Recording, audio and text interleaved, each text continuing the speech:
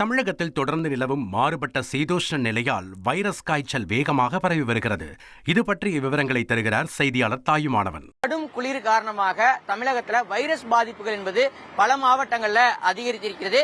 குறிப்பாக இன்ஃபுளுன்சா என்று சொல்லக்கூடிய புளூ வகை காய்ச்சல், RSV என்று சொல்லக்கூடிய சுவாச பாதையை பாதிக்கக்கூடிய காய்ச்சல் உள்ளிட்ட பல நோய் பாதிப்புகள் வேகமாக பரவி வருவதாக தகவல்கள் வெளியாகி இருக்கிறது. இந்த நிலையில தான் பொது சுகாதாரத்துறையின் சார்பில் இந்த இன்ஃபுளுன்சா நோய் தொற்றை கட்டுப்படுத்துவதற்கு அனைத்து மாவட்ட சுகாதாரத்துறை அதிகாரிகளுக்கும் பல்வேறு வழிகாட்டுதல் என்பது வழங்கப்பட்டிருக்கிறது. வழக்கமான காய்ச்சல் என்றாலும் கூட ஒரு நீண்ட நாட்களுக்கு இது இருக்கக்கூடிய ஒரு சூழல் இருக்கிறது. குடும்பத்தில் ஒருவருக்கு இவ்வகை காய்ச்சல் வந்தால் உடனடியாக மற்றவருக்கும் பரவக்கூடிய ஒரு சூழலே இருந்து வருகிறது.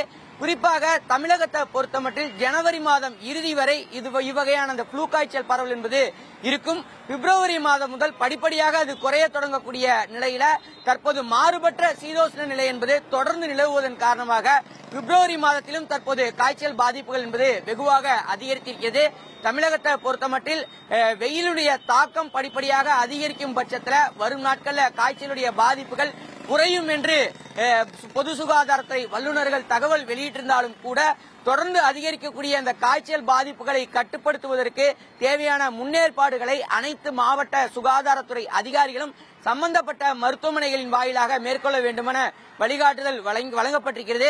காய்ச்சல், சளி, இருமல் உள்ளிட்ட பொதுவான அறிகுறிகள் இருக்கக்கூடிய பட்சத்தில் பொதுமக்களும் தனிமனித இடைவெளியை கடைபிடிப்பதுடன் தேவையான இடங்களில் முகக்கவசம் அணிவதையும் கட்டாயமாக பின்பற்றினால் நன்றாக இருக்கும் என சுகாதாரத்துறை வல்லுநர்கள் தகவலை வெளியிட்டிருக்கிறார்கள். செய்திகளை உடனுக்குடன் தெரிந்து கொள்ள உடனே சப்ஸ்கிரைப் பண்ணுங்க.